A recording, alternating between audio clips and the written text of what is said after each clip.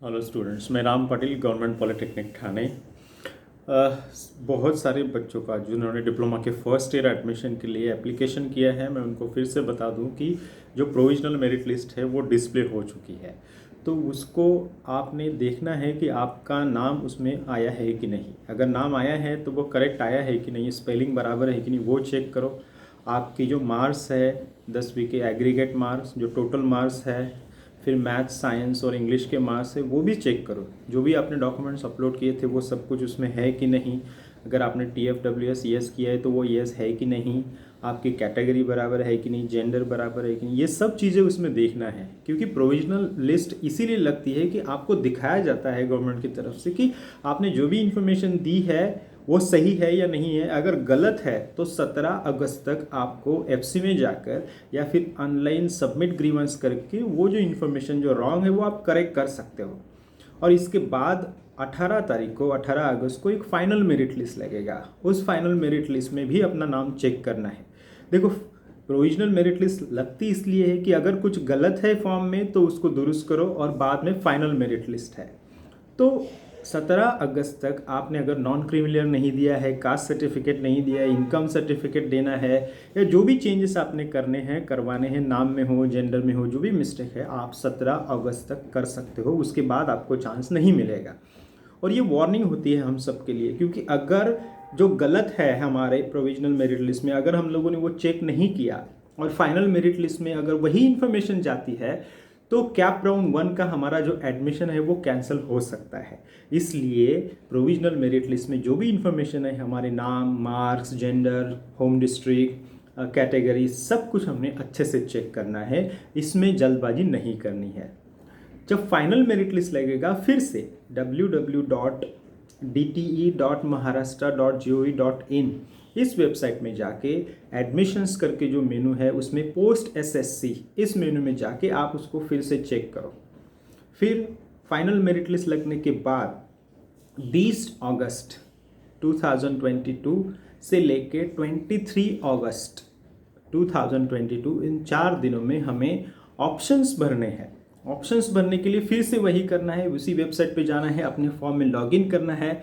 और लॉगिन करने के बाद एक मेनू आपको देखना है जिसमें लिखा होगा कि fill option forms for cap round 1।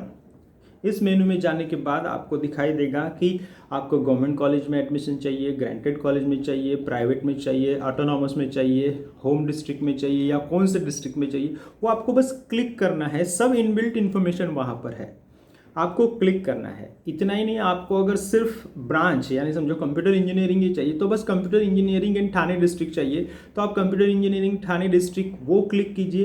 Computer engineering से रिलेटेड जितने भी कॉलेजेस है ठाणे डिस्ट्रिक्ट में वो सब आ जाएगी। अगर ऑल ओवर महाराष्ट्र आपको कहीं पे भी जाना है तो आप वो क्लिक करो, आपको सब इन्फॉर्मेशन वहाँ पे आएगी। अभी ऑप्शन फॉर्म भरते समय आपको काफ़ी प्रिकॉशन लेना है।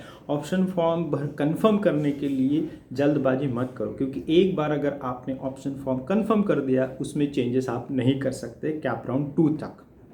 और अगर गलत आपको समझो अलॉटमेंट हो गई तो फिर आपकी प्रॉब्लम्स बढ़ सकती है, क्योंकि ऑप्शंस में से 1 नंबर का ऑप्शंस अगर आपको मिलता है तो वहाँ पे जाके आपको एडमिशन लेना ही है। अगर आप एडमिशन नहीं लेते हो तो आप अगले 2 राउंड से बाहर निकल जाते हो। फिर आपके लिए सिर्फ नॉन कैप यही एक आपको रास्ता रहेगा एडमिशन के लिए, जिसमें सही कॉलेज में, सही ब्रांच में एडमिशन की कोई गारंटी नहीं होती। इसलिए जब ऑप्शन फॉर्म भरोगे तो केयरफुली भरो। भाई, केयरफुली भरना मतलब क्या? आपने अगर डिसाइड कर लिया कि मुझे इंफॉर्मेशन टेक्नोलॉजी चाहिए, मुझे मैकेनिकल इंजीनियरिंग चाहिए या कंप्यूटर इंजीनियरिंग चाहिए, तो आप जहाँ पे रहते हो उसके आजू बाजू में कौन अच्छा रेपुटेड कॉलेज है वो देखो, उस रेपुटेड कॉलेज को टॉप पे डालो।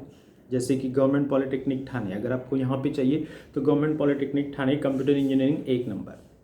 फिर अगर आपको समझो कंप्यूटर इंजीनियरिंग नहीं मिला तो आपको लगता है कि भाई IT इंजीनियरिंग भी मुझे चलेगा, तो फिर government polytechnic Thane information and technology, उसके जो कोड्स होते हैं वो आपको ध्यान में रखना है, लिख के लेना है। और उसी क्रम को जैसे ही शॉर्टलिस्ट करोगे फिर उसको सिलेक्ट करके एरो से आप ऊपर नीचे कर सकते हो। ये एरो से ऊपर नीचे करना अच्छे से देख लेना है, क्योंकि जब आप ऑप्शन फॉर्म कंफर्म करोगे तब आपको सिस्टम पूछता है कि आपको सही में ये कंफर्म करना है क्या फिर वो आपको एक OTP मांगता है। OTP आपने रजिस्टर करने के बाद वो फॉर्म कंफर्म हो जाता है, लॉक हो जाता है, आप उसमें चेंजेस नहीं कर सकते। इसलिए जो क्रम आप लगाओगे उस पर ध्यान दो कि आपकी जो टॉप चॉइस है वो टॉप नंबर 1 पर है, क्योंकि 1 नंबर का ऑप्शन अगर आपको मिल गया तो आपको वहाँ पे जाके एडमिशन लेना ही है। और हमें ऑप्शन फॉर्म कैप राउंड के भरने हैं तारीख 20 अगस्त से लेके 23 तक। फिर इसका जो अलॉटमेंट होगा वो 25 अगस्त को होगा, 25 अगस्त को अलॉटमेंट होगा।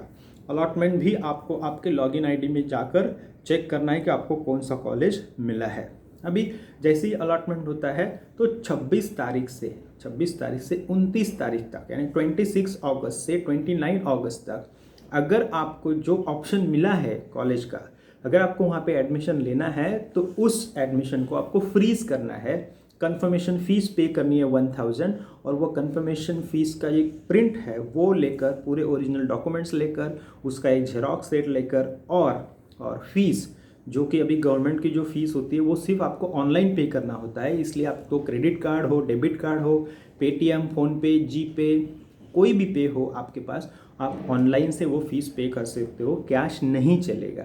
इसलिए आपको वो भी प्रोविज़न करना है।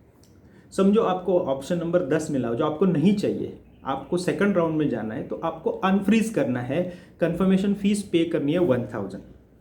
अभी आप बोलोगे कि सर अभी तो मुझे चाहिए नहीं, तो फिर मैं क्यों कंफर्म करूँ? देखो, अगर आप कंफर्म करोगे और अनफ्रीज करोगे तो इसका मतलब ये होता है कि जो कॉलेज आपको मिला है वो आप हाथ में रखना चाहते हो और बेटर कॉलेज के लिए जाना चाहते हो कैप राउंड 2 के में या कैप राउंड 3 में।